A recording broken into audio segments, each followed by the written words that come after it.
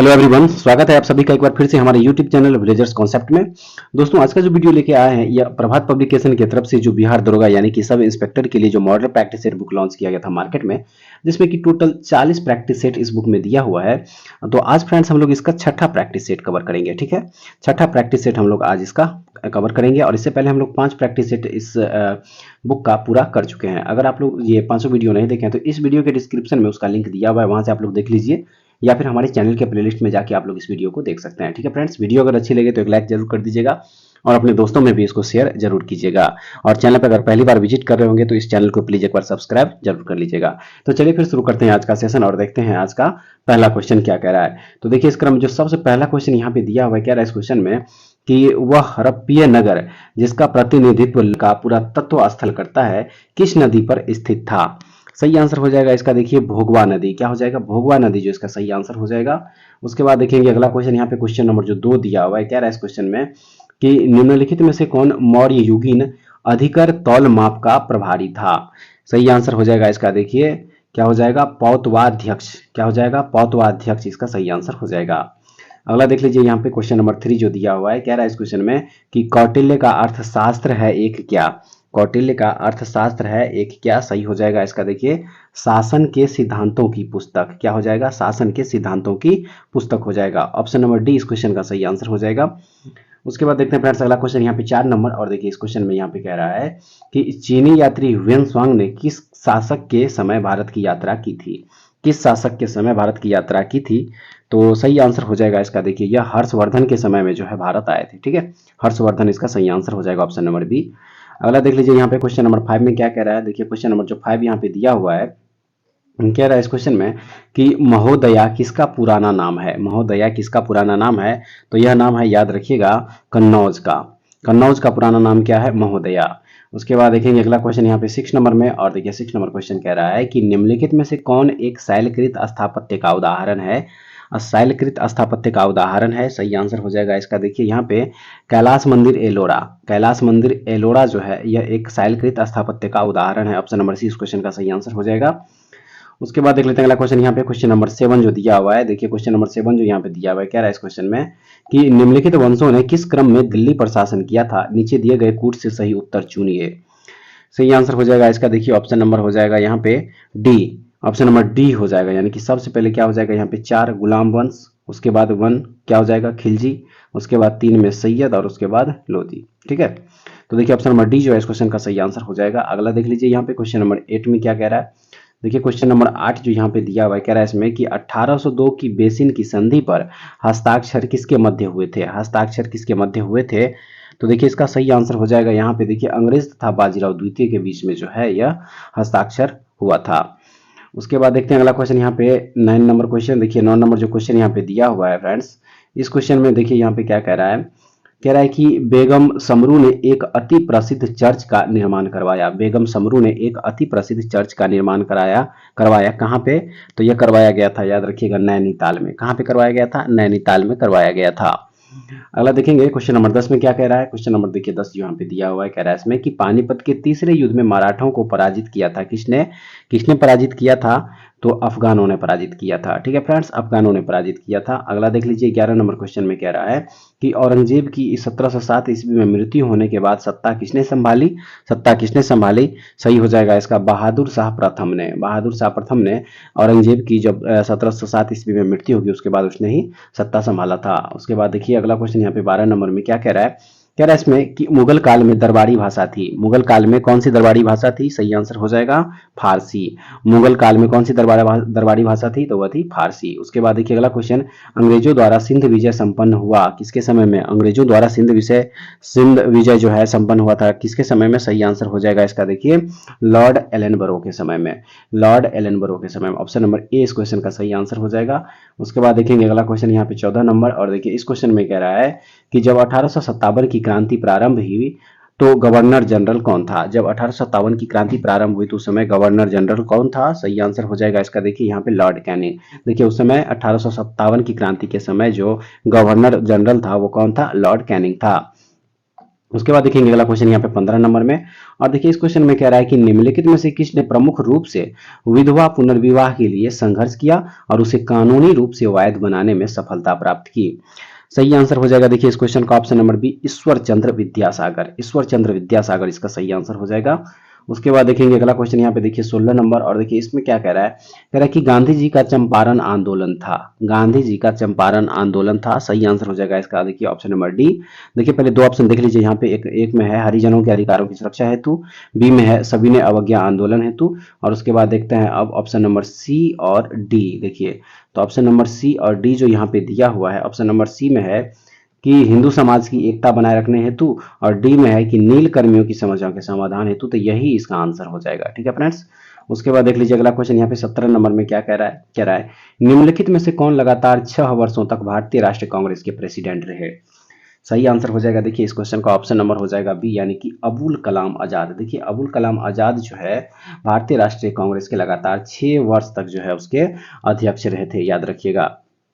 उसके बाद देखेंगे अगला क्वेश्चन 18 नंबर में। और देखिए 18 नंबर जो क्वेश्चन है, कह रहा है इस क्वेश्चन में कि अखिल भारतीय राष्ट्रीय कांग्रेस की प्रथम महिला अध्यक्ष कौन थी। प्रथम महिला अध्यक्ष कौन थी, तो वह थी एनी बेसेंट। अखिल भारतीय राष्ट्रीय कांग्रेस की पहली महिला अध्यक्ष जो थी वह थी एनी बेसेंट। ठीक है फ्रेंड्स।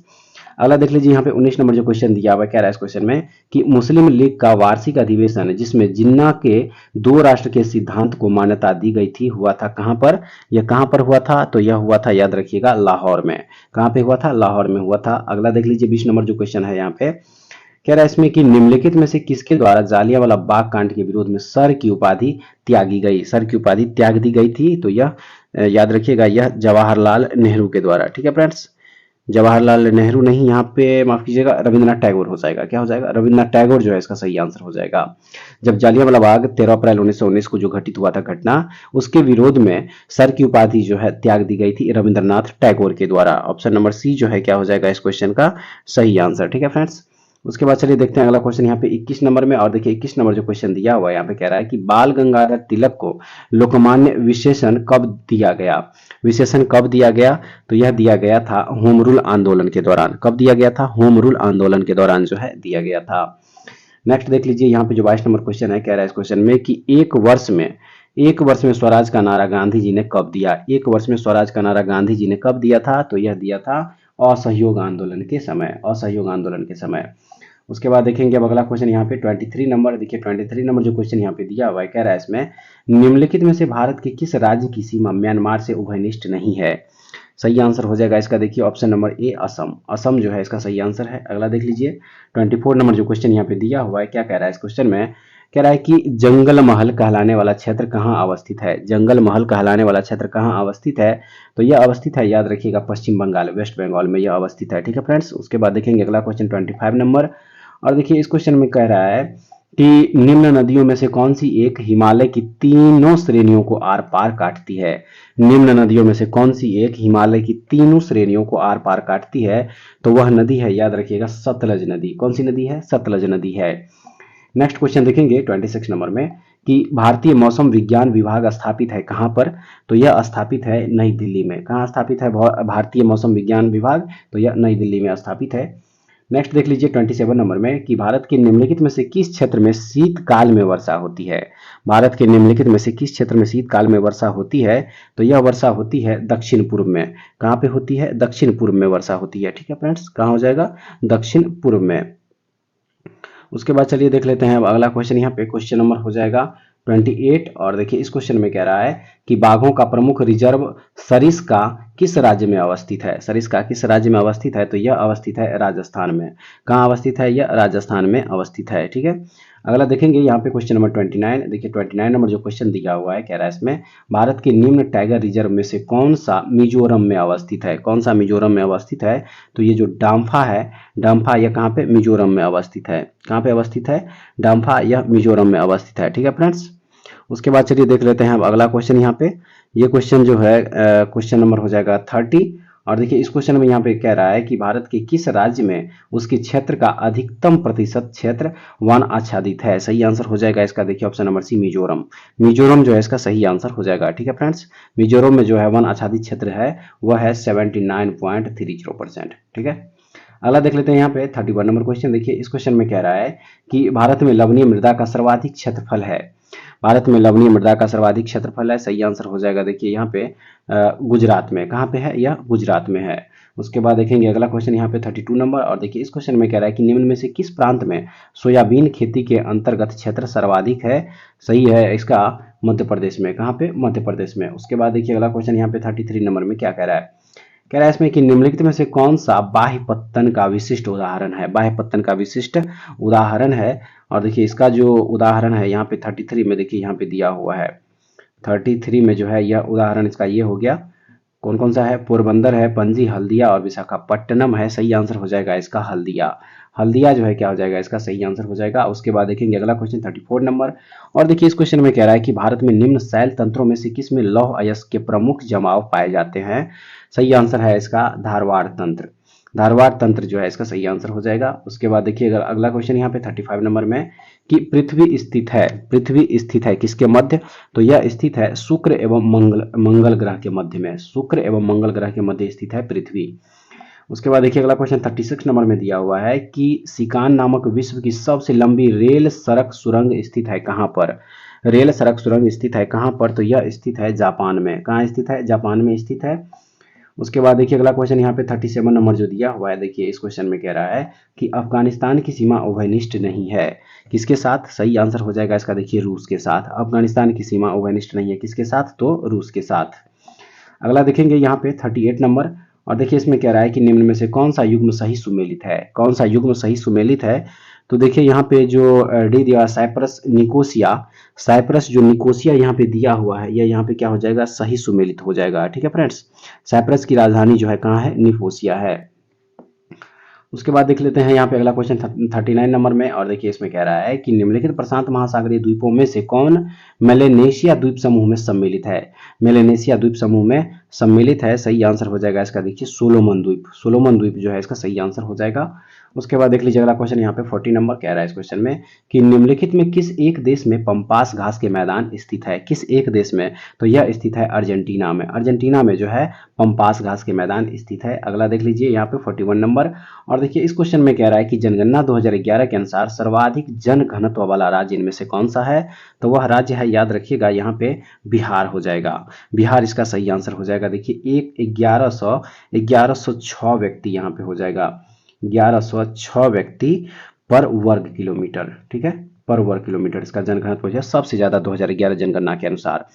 उसके बाद देखेंगे अगला क्वेश्चन यहाँ पे 42 नंबर में, और देखिए इस क्वेश्चन में कह रहा है कि वर्ष 2011 की जनगणना के अनुसार भारत के निम्न राज्यों में से किस राज्य की सकल जनसंख्या के सापेक्ष नगरीय जनसंख्या का प्रतिशत सबसे कम है? तो वह राज्य हो जाएगा हिमाचल प्रदेश। देखिए हिमाचल प्रदेश जो है क्या हो जाएगा? इसका सही आंसर हो जाएगा। उसके बाद देखेंगे अगला क्वेश्चन यहाँ पे 43 नंबर देख लेते हैं। अब देखिए 43 नंबर जो यहाँ पे क्वेश्चन दिया हुआ फ्रेंड्स, कह रहा है इस क्वेश्चन में कि 2011 की जनगणना के अनुसार भारत का सर्वाधिक नगरीकृत राज्य इनमें से कौन सा है? तो वह राज्य है, याद रखिएगा, तमिलनाडु। देखिए तमिलनाडु जो है 2011 की जनगणना के अनुसार भारत का सर्वाधिक नगरीकृत राज्य है। उसके बाद देखेंगे अगला क्वेश्चन यहाँ पे 44 नंबर कह रहा है इस क्वेश्चन में कि इनमें से कौन भारत का प्रथम कानून मंत्री था? प्रथम कानून मंत्री, तो देखिए डॉक्टर BR अम्बेडकर जो है भारत के प्रथम कानून मंत्री थे, याद रखिएगा। उसके बाद देखेंगे अगला क्वेश्चन 45 नंबर, और इसमें कह रहा है कि भारत में मसालों का सर्वाधिक उत्पादक राज्य इनमें से कौन सा है? तो वह राज्य है केरल। देखिए केरल में जो है सबसे ज्यादा मसालों का जो है उत्पादन होता है। उसके बाद अगला क्वेश्चन देखेंगे 46 नंबर में कि भारत में फसल बीमा योजना का शुभारंभ हुआ था कब? भारत में फसल बीमा योजना का शुभारंभ कब हुआ था? तो यह हुआ था 1985 ईस्वी में। 1985 ईस्वी जो है इसका सही आंसर हो जाएगा। उसके बाद देखिए अगला क्वेश्चन 47 नंबर में दिया हुआ है कि कृषि का योगदान इस समय राष्ट्रीय GDP में लगभग कितना है? कृषि का योगदान इस समय राष्ट्रीय GDP में लगभग कितना है? सही हो जाएगा इसका लगभग 18%। कितना है? लगभग 18% है। ठीक है फ्रेंड्स। उसके बाद देख लेते हैं अगला क्वेश्चन यहाँ पे 48 नंबर में कह रहा है इसमें कि राउरकेला इस्पात संयंत्र की स्थापना हुई थी किसके सहयोग से? तो यह स्थापना हुआ था, याद रखिएगा, जर्मनी के सहयोग से। किसके सहयोग से? जर्मनी के सहयोग से। ठीक है फ्रेंड्स। और इसका जो स्थापना हुआ था कब हुआ था? 1955 ईस्वी। ये भी याद रखिएगा, 1955 ईस्वी में। अगला देख लेते हैं 49 नंबर कह रहा है इसमें वैट लगाया गया है। वैट लगाया गया है, सही हो जाएगा इसका उत्पादन तथा अंतिम विक्रय के मध्य सभी चरणों पर। ऑप्शन नंबर सी सही आंसर है। उसके बाद देखेंगे अगला क्वेश्चन यहाँ पे 50 नंबर में कह रहा है इसमें निम्नलिखित में से कौन भारत के शेयर बाजार के कार्य को नियंत्रित करता है। तो सही आंसर हो जाएगा इसका, देखिए यह SEBI security and exchange board of India के द्वारा जो है भारत के शेयर बाजार को नियंत्रित किया जाता है। ऑप्शन नंबर बी सही आंसर हो जाएगा। उसके बाद देखेंगे अगला क्वेश्चन यहाँ पे देखिए 51 नंबर कह रहा है इस क्वेश्चन में कि भुगतान संतुलन शब्द का प्रयोग निम्नलिखित में से किसके संदर्भ में किया जाता है। तो यह किया जाता है आयात एवं निर्यात से, इंपोर्ट एवं एक्सपोर्ट से किया जाता है। ठीक है फ्रेंड्स, चलिए देख लेते हैं अगला क्वेश्चन यहाँ पे अब हो जाएगा 52 नंबर क्वेश्चन। देखिए 52 नंबर क्वेश्चन अब देख लेते हैं। ठीक है, देखिए 52 नंबर जो क्वेश्चन यहाँ पे दिया हुआ फ्रेंड्स, कह रहा है इसमें पीली क्रांति संबंधित है। पीली क्रांति संबंधित है किससे, तो यह संबंधित है, याद रखिएगा, तोरिया सरसों उत्पादन से। तोरिया सरसों उत्पादन से संबंधित है पीली क्रांति। ऑप्शन नंबर सी इस क्वेश्चन का सही आंसर हो जाएगा। उसके बाद दिया हुआ अगला क्वेश्चन कि ललित एक उन्नत किस्म है किसकी। ललित एक उन्नत किस्म किसकी है, तो यह किस्म है, याद रखिएगा, अमरूद की। किसकी है, अमरूद की है। अगला है भारत की औसत फसल गहनता लगभग कितनी है। भारत की औसत फसल गहनता लगभग कितनी है, तो यह है लगभग 138%। ठीक है, अगला देख लेंगे यहाँ पे 55 नंबर क्वेश्चन जो दिया हुआ है, कह रहा है इसमें कि पर्यावरण के संदर्भ में भारत में पाए जाने वाले हॉट स्पॉट क्या है। हॉट स्पॉट है, सही आंसर हो जाएगा इसका, देखिए ऑप्शन नंबर यहाँ पे हो जाएगा सी, पूर्वी हिमालय श्रृंखला एवं पश्चिमी घाट। पूर्वी हिमालय श्रृंखला एवं पश्चिमी घाट जो है पर्यावरण के संदर्भ में भारत में पाए जाने वाले हॉट स्पॉट है। उसके बाद देखिए यहाँ पे 56 नंबर जो दिया हुआ है, कह रहा है इस क्वेश्चन में कि फिरोज तुगलक द्वारा स्थापित दीवान ए बंदगान का संबंध किससे था, किस विभाग से। तो सही हो जाएगा इसका, देखिए यह दास विभाग से था। किससे, दास विभाग से। नेक्स्ट देख लेंगे 57 नंबर, और देखिए इसमें कह रहा है कि किसने कांग्रेस को सूक्ष्मदर्शी अल्पसंख्यक जनता का प्रतिनिधि बताते हुए उसका मजाक उड़ाया था। तो सही हो जाएगा इसका, देखिए यहाँ पे लॉर्ड डफरिन ने ऐसा मजाक उड़ाया था। अगला देख लीजिए यहाँ पे 58 नंबर जो क्वेश्चन है, कह रहा है इस क्वेश्चन में कि भाखड़ा नागल एक संयुक्त परियोजना है। भाखड़ा नागल एक संयुक्त परियोजना है कौन से दो राज्यों की, या दो से अधिक राज्यों की। तो सही आंसर हो जाएगा, देखिए इसका 58 का ए हो जाएगा, हरियाणा, पंजाब और राजस्थान की। भाखड़ा नागल एक संयुक्त परियोजना है हरियाणा, पंजाब और राजस्थान की। ऑप्शन नंबर ए सही हो जाएगा। अगला देख लीजिए यहाँ पे 59 नंबर जो दिया हुआ है, कह रहा है इसमें कि ओजोन परत मुख्यतः कहाँ पाई जाती है। ओजोन परत मुख्यतः कहाँ पाई जाती है, तो यह पाई जाती है समताप मंडल में। कहाँ पाई जाती है, यह समताप मंडल में पाई जाती है। ठीक है फ्रेंड्स, ऑप्शन नंबर सी जो है इस क्वेश्चन का सही आंसर हो जाएगा। चलिए देखते हैं अब अगला क्वेश्चन यहाँ पे 60 नंबर में क्या कह रहा है। कह रहा है इसमें संविधान पांडुलेखन समिति का निम्न में से कौन सा सदस्य नहीं था। संविधान पांडुलेखन समिति का निम्न में से कौन सा सदस्य नहीं था। तो देखिए सही हो जाएगा इसका यहाँ पे जवाहरलाल नेहरू। जवाहरलाल नेहरू जो है सही आंसर हो जाएगा। आइए देखते हैं अगला क्वेश्चन 61 नंबर में क्या कह रहा है। कह रहा है इसमें कि भारतीय संविधान कैसा है। तो देखिए भारतीय संविधान जो है वह ना ही कठोर और ना ही लचीला है। ऑप्शन नंबर सी इस क्वेश्चन का सही आंसर हो जाएगा। उसके बाद देखेंगे अगला क्वेश्चन यहाँ पे 62 नंबर, और कह रहा है इसमें कि ब्रिटिश संसद ने भारतीय स्वतंत्रता अधिनियम कब पारित किया था। ब्रिटिश संसद ने भारतीय स्वतंत्रता अधिनियम कब पारित किया था। तो यह किया गया था जुलाई 1947 ईस्वी में। जुलाई 1947 इसका सही आंसर हो जाएगा। उसके बाद नेक्स्ट क्वेश्चन देख लेते हैं यहाँ पे कि भारतीय संविधान में समवर्ती सूची का विचार कहाँ से लिया गया है। समवर्ती सूची का विचार भारतीय संविधान में कहाँ से लिया गया है, तो यह लिया गया है ऑस्ट्रेलिया से। कहाँ से लिया गया है, ऑस्ट्रेलिया से लिया गया है। उसके बाद देखेंगे 64 नंबर में कह रहा है इसमें कि भारतीय संविधान को कितने भागों में विभाजित किया गया है।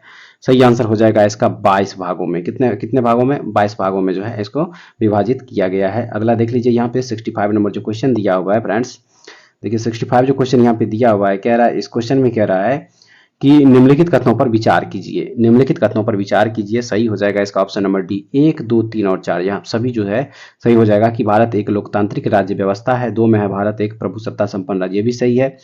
3 में भारत में लोकतांत्रिक समाज, ये भी सही है। 4 में भारत एक कल्याणकारी राज्य, ये भी सही है। तो देखिए ऑप्शन नंबर डी जो है इसका सही आंसर हो जाएगा। उसके बाद चलिए देख लेते हैं अगला क्वेश्चन यहाँ पे 66 नंबर में, और देखिए इसमें कह रहा है कि अखिल भारतीय महासंघ स्थापित करने का प्रावधान शामिल किया गया था। तो यह शामिल किया गया था भारत सरकार अधिनियम 1935 में। भारत सरकार अधिनियम 1935 में।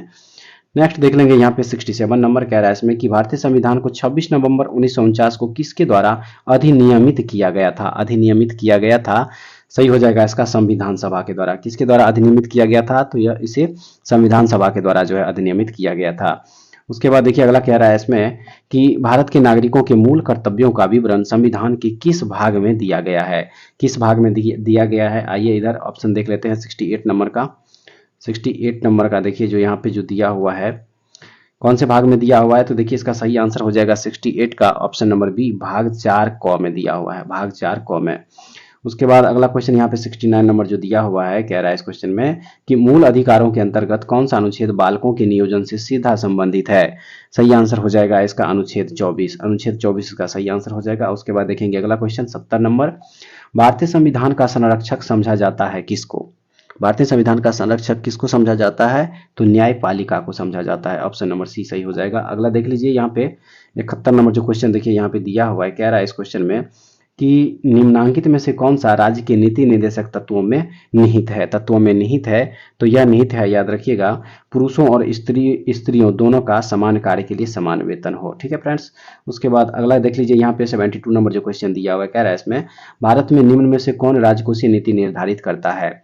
भारत में निम्न में से कौन राजकोषीय नीति निर्धारित करता है, तो यह निर्धारित करता है वित्त मंत्रालय, फाइनेंस मिनिस्ट्री जो है इसको निर्धारित करता है। उसके बाद देखेंगे अगला क्वेश्चन यहाँ पे 73 नंबर, इसमें कह रहा है कि राज्यसभा किसके द्वारा भंग की जा सकती है। राज्यसभा किसके द्वारा भंग की जा सकती है, तो उपरोक्त में से किसी के द्वारा नहीं, राज्यसभा जो है किसी के द्वारा भंग नहीं की जा सकती है। उसके बाद देखेंगे अगला क्वेश्चन यहाँ पे 74 नंबर में, भारतीय संविधान का कौन सा अनुच्छेद राष्ट्रपति को उच्चतम न्यायालय से परामर्श करने की शक्ति प्रदान करता है। वह कौन सा अनुच्छेद है, तो वह अनुच्छेद है, याद रखिएगा, अनुच्छेद 143 143 जो है इसका सही आंसर हो गया। अगला देख लीजिए यहाँ पे 75 नंबर में कह रहा है कि भारतीय संविधान का कौन सा भाग और अध्याय संघ और राज्यों के बीच विधायी संबंध के बारे में है, तो सही आंसर हो जाएगा इसका, देख लीजिए यहाँ पे भाग 11 और अध्याय 1, भाग 11 और अध्याय 1 जो है इसका सही आंसर हो जाएगा। उसके बाद देखेंगे यहाँ पे 76 नंबर क्वेश्चन, और देखिए 76 नंबर जो क्वेश्चन है इसमें कह रहा है कि निम्नलिखित में से कौन से संवैधानिक प्राधिकरण है। संवैधानिक प्राधिकरण है, देखिए ऑप्शन जो यहाँ पे दिया हुआ है 76 में जो ऑप्शन यहाँ पे दिया हुआ है, तो देखिए इसका जो सही आंसर हो जाएगा 76 का, वो हो जाएगा ऑप्शन नंबर डी हो जाएगा, यानी कि सभी चारों के चारों जो है इसका सही आंसर हो जाएगा। ठीक है फ्रेंड्स, चारों जो है देखिए यहाँ पे जो चारों दिया हुआ है, चारों जो यहाँ पे देखिए दिया हुआ है 76 में, ये चारों के चारों क्या हो जाएगा, सही हो जाएगा कि राज्य निर्वाचन आयोग, फिर वित्त आयोग, उसके बाद मुख्य निर्वाचन अधिकारी और उसके बाद पंचायत, ये चारों सही हो जाएगा। ठीक है। उसके बाद देखेंगे अगला क्वेश्चन यहाँ पे 77 नंबर, और देखिए 77 नंबर जो क्वेश्चन यहाँ पे दिया हुआ है, 77 जो क्वेश्चन देखिए यहाँ पे दिया हुआ है, कह रहा है इस क्वेश्चन में 77 में कि निम्नलिखित में से कौन राष्ट्रपति के निर्वाचन हेतु निर्वाचक गण के सदस्य हैं। 77 का आंसर हो जाएगा ऑप्शन नंबर बी हो जाएगा, 2 और 3 दोनों, 2 और 3 राज्य विधानसभाओं के सभी निर्वाचित सदस्य, और 3 में है कि संघ राज्य क्षेत्रों के विधानसभाओं के सभी निर्वाचित सदस्य, तो ऑप्शन नंबर बी इस क्वेश्चन का सही आंसर हो जाएगा। उसके बाद देखेंगे यहाँ पे 78 नंबर क्वेश्चन, और देखिए 78 जो यहाँ पे दिया हुआ है, कह रहा है इसमें लोहे की सुई पानी की सतह पर किस कारण से तैरती रहती है। किस कारण से तैरते रहती है, तो इसका रीजन है पृष्ठ तनाव। ठीक है, पृष्ठ तनाव के कारण जो है लोहे की सुई पानी की सतह पर तैरती रहती है। ठीक है। उसके बाद देखिए अगला क्वेश्चन यहाँ पे 79 नंबर जो दिया हुआ है, 79 नंबर क्वेश्चन कह रहा है इस क्वेश्चन में कि निम्नलिखित में से विद्युत का सबसे अच्छा चालक इनमें से कौन सा है, तो वह हो जाएगा चांदी। देखिए चांदी जो है विद्युत का सबसे अच्छा चालक हो जाएगा। नेक्स्ट देख लेते हैं यहाँ पे 80 नंबर क्वेश्चन कह रहा है कि डायनेमो परिवर्तित करता है किसको किसमें। सही आंसर है इसका कि यांत्रिक ऊर्जा को विद्युत ऊर्जा में। डायनेमो जो है क्या करता है, तो यांत्रिक ऊर्जा को विद्युत ऊर्जा में परिवर्तित करता है। उसके बाद अगला देखेंगे यहाँ पे देखिए 81 नंबर जो क्वेश्चन यहाँ पे दिया हुआ है, देखिए क्या कह रहा है इस क्वेश्चन में, कह रहा है कि यदि पृथ्वी का गुरुत्वाकर्षण बल अचानक लुप्त हो जाता है तो निम्न में से कौन सा परिणाम सही होगा। कौन सा परिणाम सही होगा, तो वह हो जाएगा वस्तु का भार शून्य हो जाएगा परंतु द्रव्यमान वही रहेगा, परंतु द्रव्यमान वही रहेगा। उसके बाद देखिए 82 नंबर जो क्वेश्चन यहाँ पे दिया हुआ है, कह रहा है इस क्वेश्चन में कि अधोलिखित में से कौन सा रंग इंद्रधनुष के मध्य में दिखाई देता है। इंद्रधनुष के मध्य में दिखाई देता है तो वह हो जाएगा हरा। हरा। आइए फ्रेंड्स देखते हैं अगला क्वेश्चन 83 नंबर। देखिए कह रहा है इस क्वेश्चन में कि सूची 1 को सूची 2 से सुमेलित कीजिए तथा सूचियों के नीचे दिए गए कूट की सहायता से सही उत्तर चुनिए।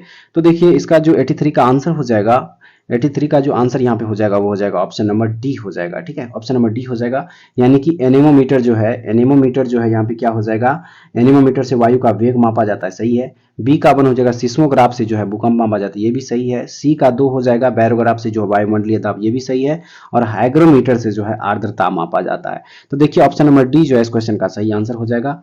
उसके बाद चलिए देख लेते हैं अगला क्वेश्चन यहाँ पे 84 नंबर, और देखिए इस क्वेश्चन में कह रहा है कि एक कटा हुआ हीरा क्यों जगमगाता है। एक कटा हुआ हीरा क्यों जगमगाता है, सही आंसर हो जाएगा इसका पूर्ण आंतरिक परावर्तन के कारण। पूर्ण आंतरिक परावर्तन के कारण, ऑप्शन नंबर सी इसका सही आंसर हो जाएगा।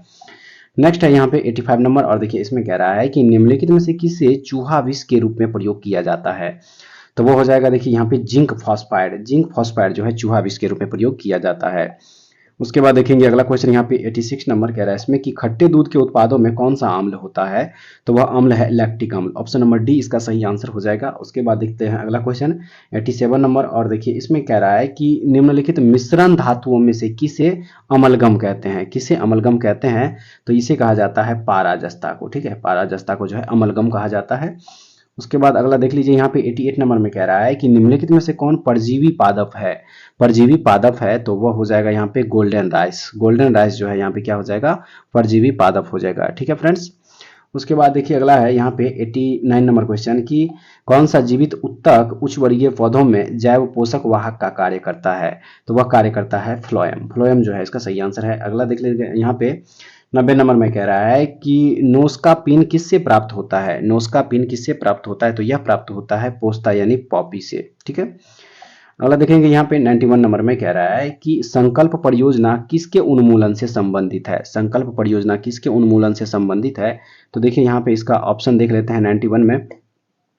देखिए 4 ऑप्शन यहाँ पे दिया हुआ है। कह रहा है एक है एड्स, HIV, दूसरा है निरक्षरता, तीसरा पोलियो, चौथा बेरोजगारी। तो 91 का जो आंसर हो जाएगा वो हो जाएगा एड्स HIV। ठीक है फ्रेंड्स, ऑप्शन नंबर ए जो है इसका सही आंसर हो जाएगा। उसके बाद चलिए देख लेते हैं अगला क्वेश्चन यहाँ पे 92 नंबर में, और देखिए 92 नंबर जो क्वेश्चन यहाँ पे दिया हुआ है, कह रहा है इस क्वेश्चन में कि सूची 1 को सूची 2 से सुमेलित कीजिए और सूचियों के नीचे दिए गए कूट की सहायता से सही उत्तर का चयन कीजिए। तो इसका जो 92 का जो आंसर हो जाएगा वो हो जाएगा ऑप्शन नंबर डी हो जाएगा फ्रेंड्स।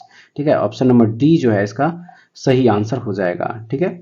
उसके बाद चलिए देखेंगे अगला क्वेश्चन यहाँ पे 93 नंबर, यहाँ पे देख लेंगे अब 93 नंबर। देखिए 93 नंबर जो क्वेश्चन यहाँ पे दिया हुआ है, कह रहा है इसमें कि मानव स्वास्थ्य के लिए ट्रांस वसा सामान्यतः हानिकारक समझा जाता है क्योंकि यह स्तर कम करता है, क्योंकि यह स्तर कम करता है। सही हो जाएगा इसका HDL का, यह स्तर कम करता है किसका, HDL का। ऑप्शन नंबर ए इस क्वेश्चन का सही आंसर हो जाएगा।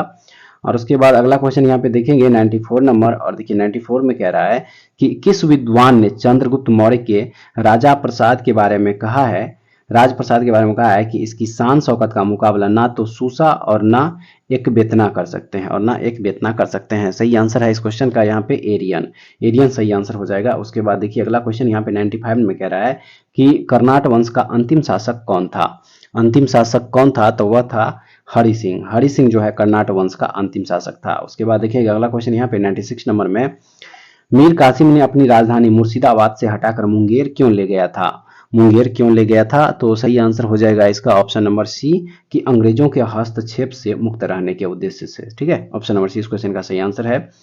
उसके बाद देखिए 97 नंबर जो क्वेश्चन है, कह रहा है इसमें कि स्वतंत्रता के उपरांत बिहार में उग्र छात्र आंदोलन की शुरुआत कब हुई, शुरुआत कब हुई थी, तो यह हुई थी 1955 ईस्वी में। उग्र छात्र आंदोलन की शुरुआत हुई थी 1955 ईस्वी में।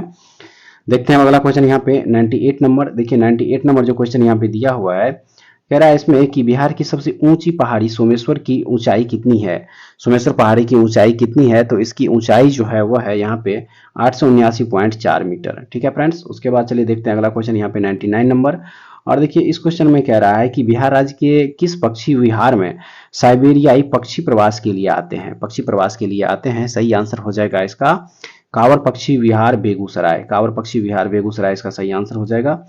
उसके बाद देखते हैं फ्रेंड्स अब इस टेस्ट सीरीज का लास्ट क्वेश्चन, और देखिए इसमें कह रहा है कि बिहार में वाल्मीकि नगर के निकट निकाली गई नहर का नाम क्या है, इस नहर का नाम क्या है, तो इसका नाम है गंडक परियोजना नहर, गंडक परियोजना नहर जो है इसका नाम है। ठीक है फ्रेंड्स, तो चलिए ये था फ्रेंड्स प्रभात पब्लिकेशन की तरफ से जो अभी हम लोग बिहार दरोगा के लिए मॉडल प्रैक्टिस सेट कवर कर रहे हैं। तो इस क्रम में आज जो हम लोग जो है टोटल 100 क्वेश्चन देखें, और उम्मीद करते हैं कि ये सारे 100 क्वेश्चन जो है आप लोगों के एग्जाम पॉइंट्स ऑफ व्यू से काफी महत्वपूर्ण साबित होगा। एक बार कमेंट्स करके आप लोग जरूर बताइएगा कि इसमें से आप लोग टोटल कितना क्वेश्चन सही कर पाए। ठीक है फ्रेंड्स, और अगर इसका पीडीएफ चाहिए तो हमारे टेलीग्राम चैनल विलेजर्स कॉन्सेप्ट को ज्वाइन कर लीजिए, वहां से इसका पीडीएफ आप लोग फ्री में डाउनलोड करके देख सकते हैं। तो नेक्स्ट वीडियो में दोबारा फिर से मिलेंगे, तब तक के लिए जय हिंद।